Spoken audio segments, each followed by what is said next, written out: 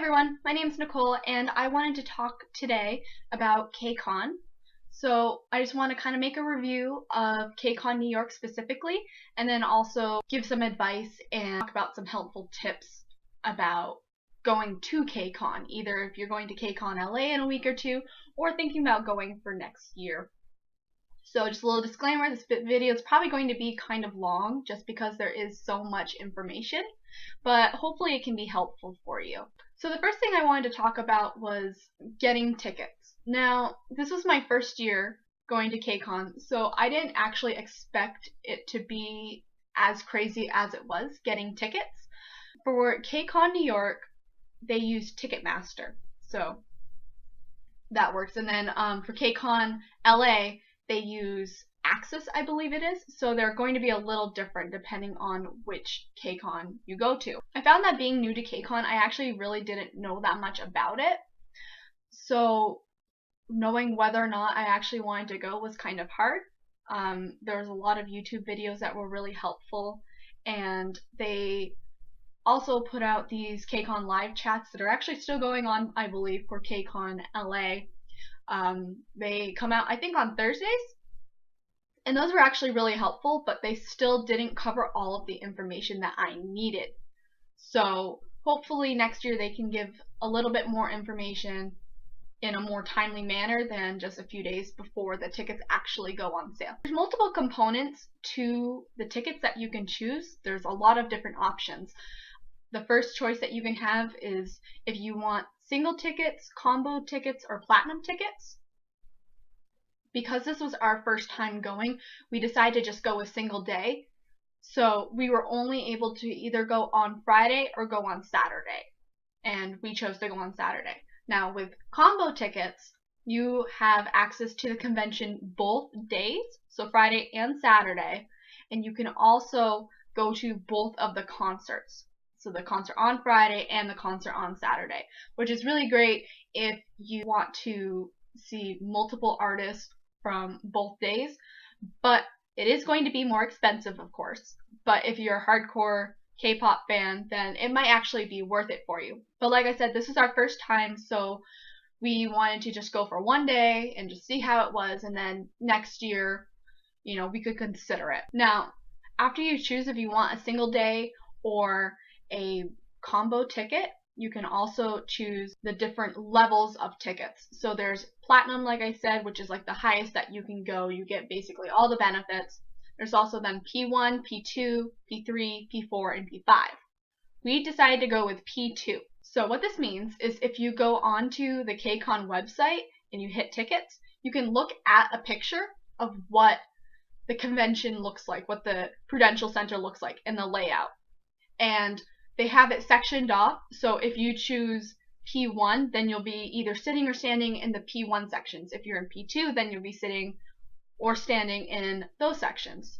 And we actually decided to go with seated, so we were able to pick what seats we wanted and then not have to worry about getting there early and standing down on the stage, which would have been really nice, but from what we found when we actually went to the convention, we got there at 8:30 in the morning to register, and there's actually people already in line at 8:30 in the morning for the concert that night at 7 to get the best possible standing positions. I mean, if you're into that, then great, but we wanted to enjoy the convention. So when you go onto the KCON website and you go to purchase tickets, you are redirected to the Ticketmaster page.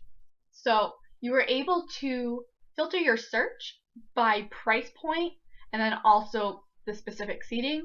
Now, the problem that I ran into was the names of the seating, like lower seating and like upper seating, things like that, were different than what it was on the KCON website because they had it sectioned off as P1, P2, blah, blah, blah, things like that.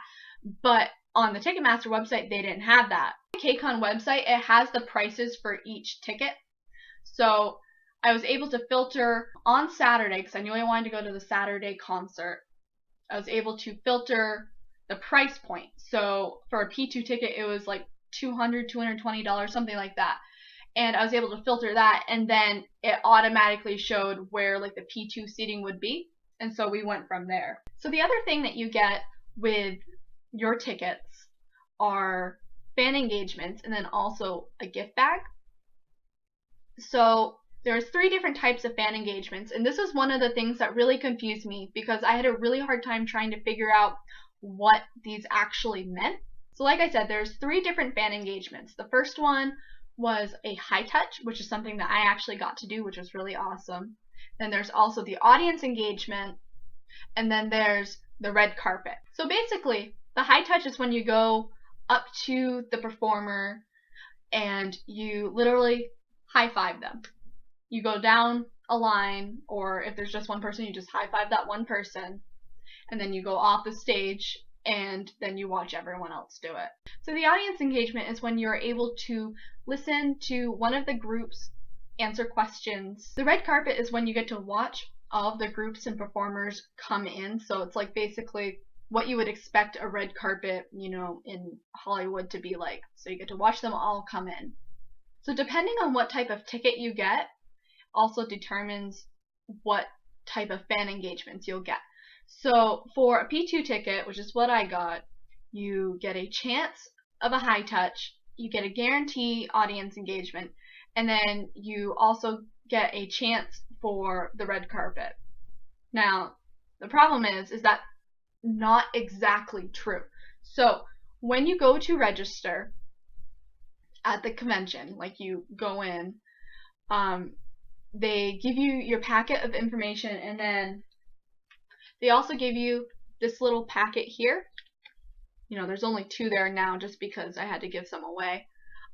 They'll give you this, and you're able to scratch it off, and it will tell you what engagement you got. So the first one that I had was a high touch, and so what you do is you scratch it off like you do with a lottery ticket, and it'll tell you whether or not you got the fan engagement. And I actually did. I got a high touch with Mamamoo. So that was really exciting, and that's why I don't have that ticket anymore, because you have to give the ticket to the person. And then there's also the audience engagement, which is what's right here, and then there's also the red carpet one. So this is where the guarantee is not exactly true. So my audience engagement pass that I had was for Crush and Dynamic Duo. So yes, I was able to get a guaranteed one here, but the problem is that they don't filter their engagements by the day. I was only there on Saturday, and the Crush and Dynamic Duo audience engagement was on Friday. So, of course, how was I supposed to know that? I didn't pick this up until Saturday. So I wasn't actually able to go to an audience engagement, which I was really disappointed about. But, of course, I got the high touch, so you know, I think that was almost even better. And then from my experience with the high touch, what they do is they put you in a room, and there's a barricade separating the high touch people and the audience engagement people. Now, the high touch people were up in front, and then the audience were in the back. So we actually got to listen to the question and answer part of the audience engagement. So I basically got to do the high touch and the audience engagement for Mamamoo. So I think that kind of made up for it, but it was still kind of disappointing that I was guaranteed an audience engagement and I didn't actually get to go to it. So it would work fine if I had the combo tickets, but for the single day, I don't get that. So when purchasing tickets, just keep stuff like that in mind. Then there's also the red carpet, and I had a chance of getting that, and then when you scratch it off it says sorry. So unfortunately I didn't get to go to that, but the people that I went with did, and they really enjoyed it. For the red carpet engagement, people actually started lining up even earlier than what I had lined up for. So, and it was actually later. So my 2 friends that were with me got in line, and they were there and also like 2 hours early, and they were way in the back of the line. But luckily they were still able to get like relatively towards the front, and they're still able to see. But it's something that you definitely want to consider if you want to be able to actually see the artists. is to actually get there early, which is unfortunate because you don't get to spend as much time at the convention, but I mean, you pick and choose. So depending on your ticket, you'll also either get a limited edition gift bag or you'll get just a regular goodie bag. And so in this packet, again, you'll also have your little voucher on the back that has what type of a gift bag you get. If you're Platinum, P1, or P2, you'll get a limited edition gift bag, and then everyone else just gets a goodie bag. So when you think limited edition gift bag, you would think that it's actually special, that there's a good amount of stuff in it, or at least that's what I thought. But it's actually kind of disappointing, honestly. So you give the person at the table your voucher, and then they gave you this tote bag, which is kind of cool, I'm not gonna lie.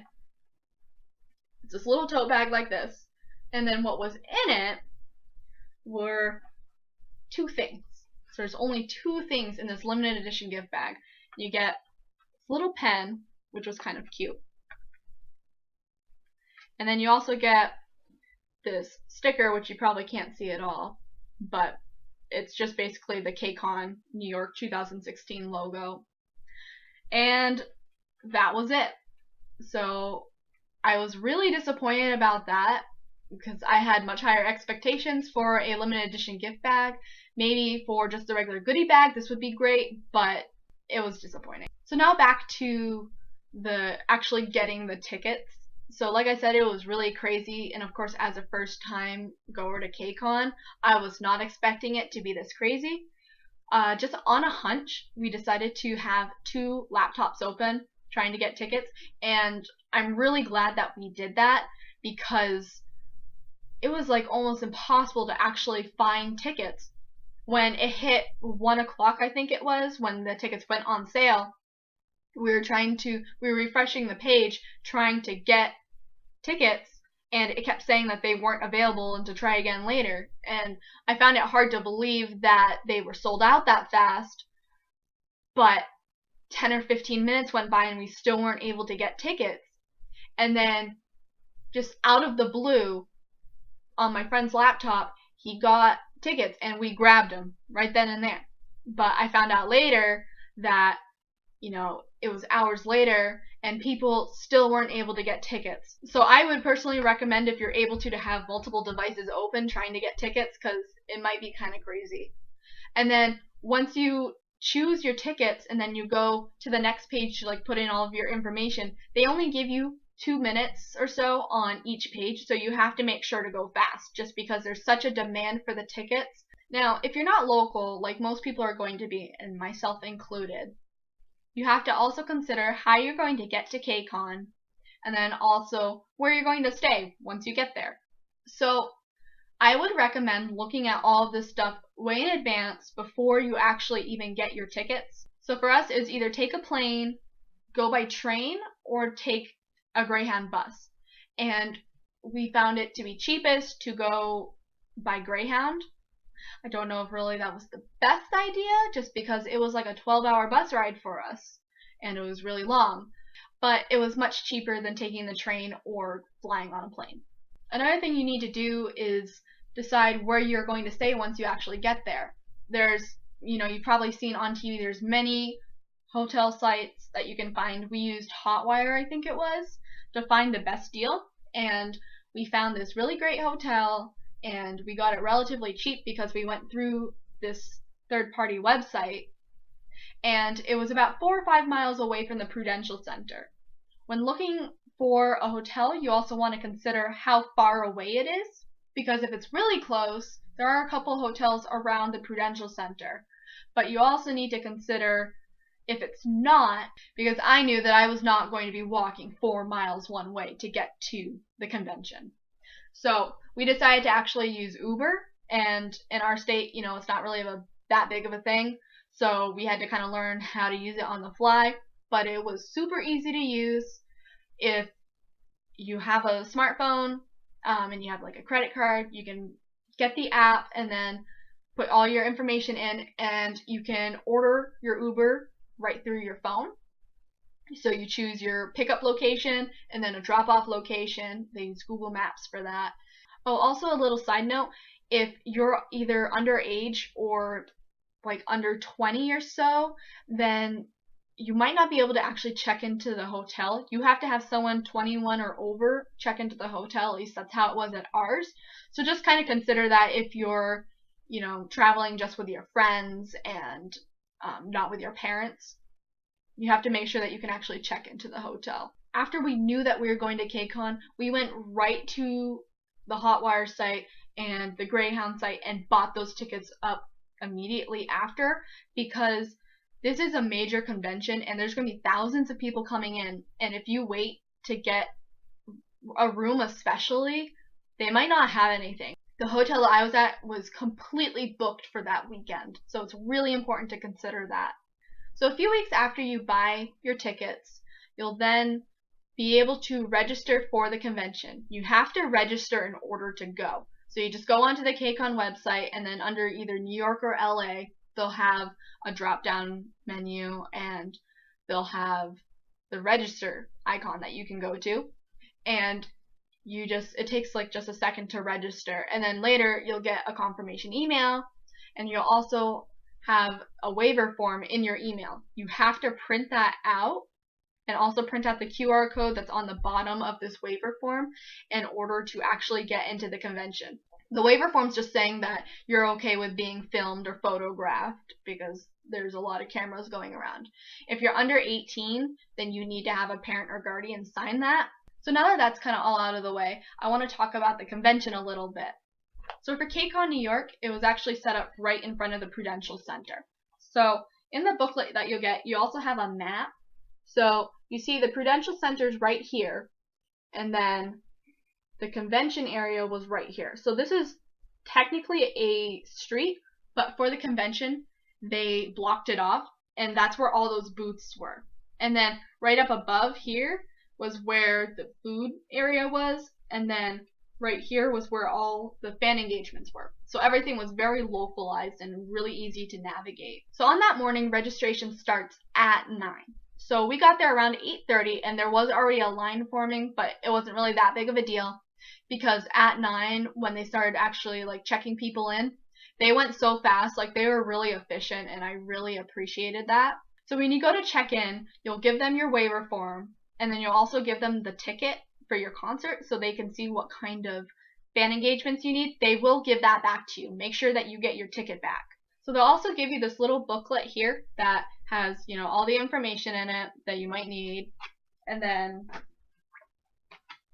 they also give you this little pamphlet that's got the different artists and then when their fan engagement schedules are. So if you're going to one, then it's important to just kind of keep that in mind. You'll also get the little booklets for the fan engagements at this time. So make sure you get that and don't lose them. So after you register, the convention doesn't actually start till 10. So we were kind of able to just look at the layout of the center and see what was going on.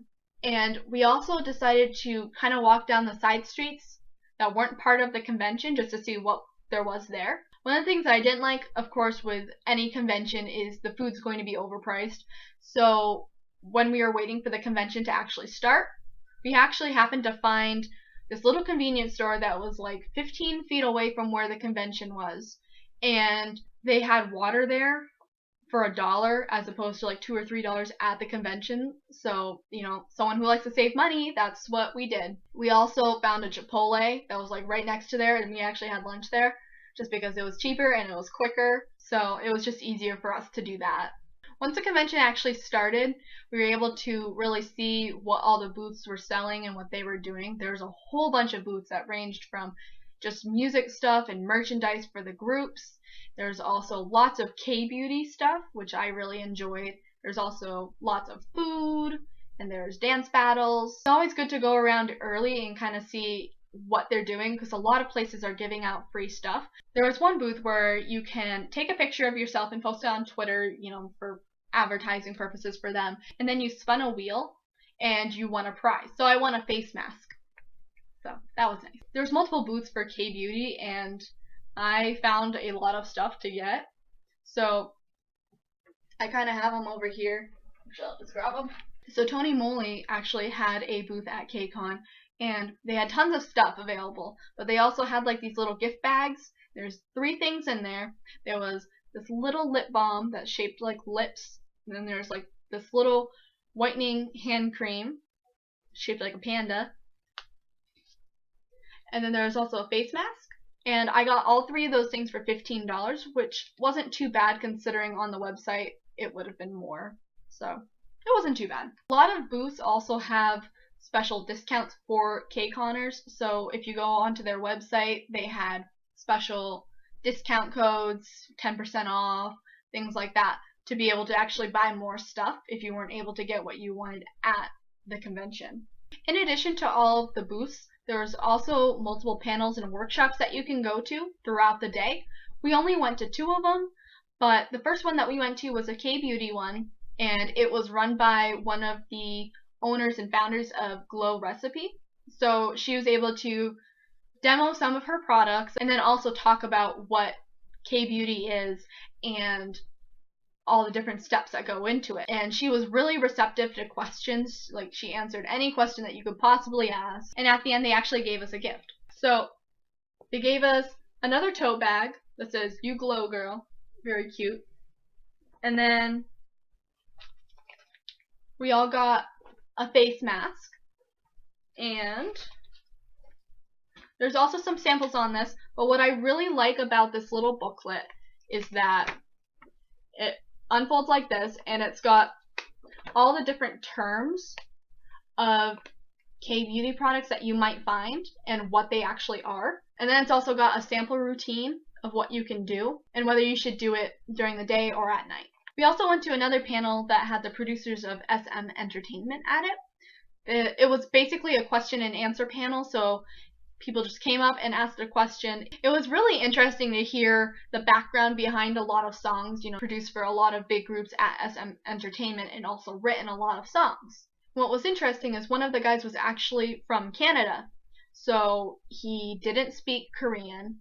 What he does is he takes and writes all the songs in English, and then someone else translates them to Korean. So that was kind of interesting. I never really expected something like that. The panels and workshops were really easy to find because everything was so centralized.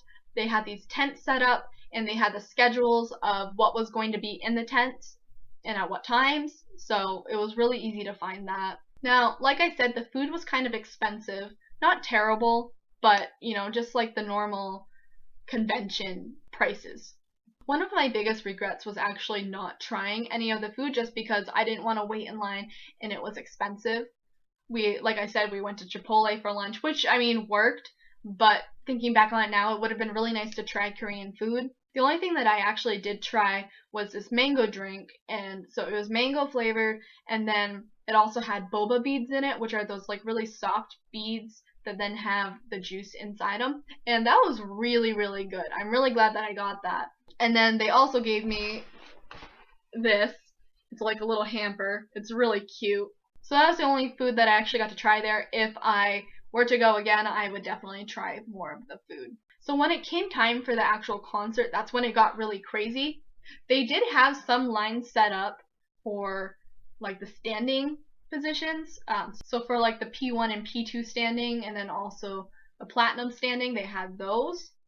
But from what I remember, I couldn't find where everyone else was supposed to go. And I also found that there weren't that many people to talk to. None of the people at the booth knew because, of course, they weren't part of that.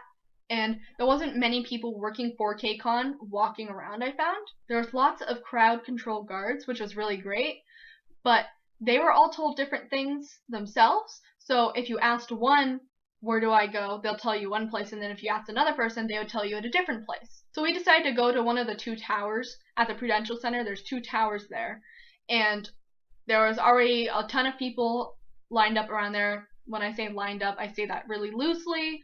It was more like just a mob of people, and there was no order to it whatsoever.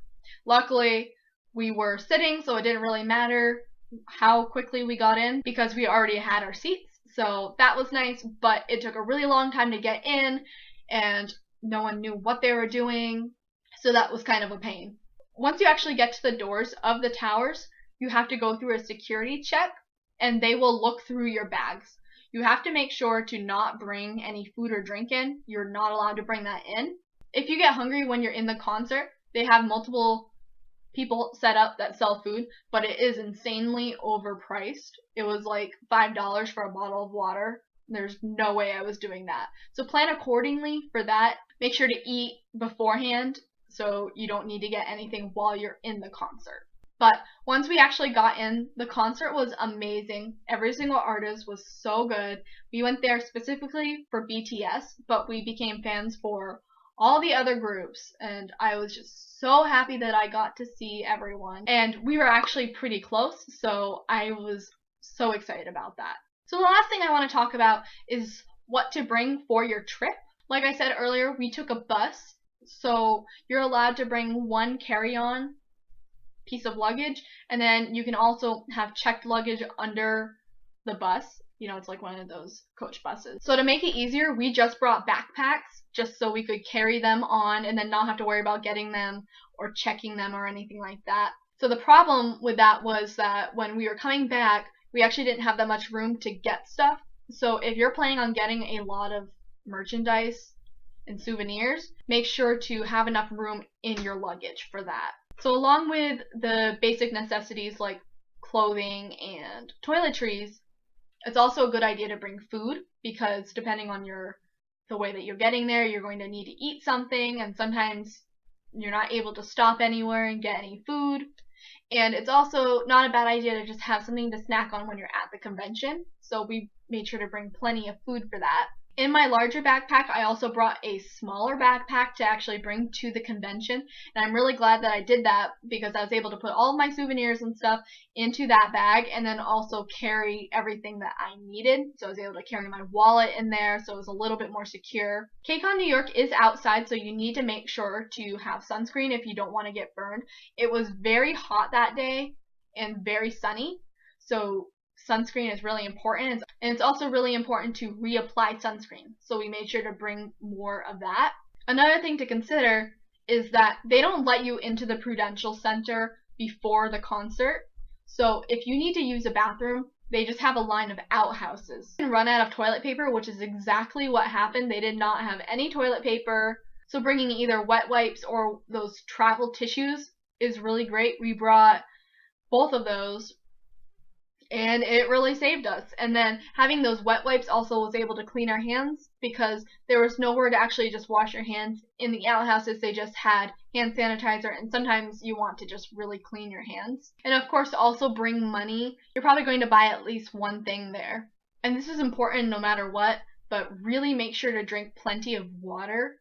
Like I said, this convention was outside. It was in the 80s. It was very, very hot. And it's important to stay hydrated, or else you just will not be feeling good. So just make sure to drink plenty of water for that. So I can say overall, I really enjoyed going to KCON. It was a really great experience. It was really nice being able to be around people who are really interested in K-pop, just like I was. And the actual convention was really fun, and it was really nice to be able to see the artists perform. I really enjoyed that. But there was a lot of problems I ran into with this whole experience. I think that I would definitely go again next year if they had more of the information released earlier than what they did this year. And then also at the actual convention, it needs to be clearer as to where to go. It wasn't clear at all. And everyone was on a different page that worked there. And it was so hard to find someone who actually worked for KCON to ask questions. The only people that I actually found were at the registration booth. So that's kind of a pain. I couldn't actually find anyone just walking around. So to me, it just felt really disorganized, but it still ended up going well. It was still really great. I would go again if some of those things were fixed. But overall, I'm really happy that I got to go. I got to see BTS. I was really excited about that. And I also got to see these other performers who were absolutely amazing. I'm really glad that I got to go. So that's about everything that I could think of to cover. But if I did miss anything, or if you have any questions, feel free to comment below, and I'll try and get back as quickly as possible. So thank you so much everyone for watching. I know this video was kind of long, but I really hope it was helpful for you. If it was, please feel free to like it, and if you want, subscribe to me. And thanks everyone, and have a great day.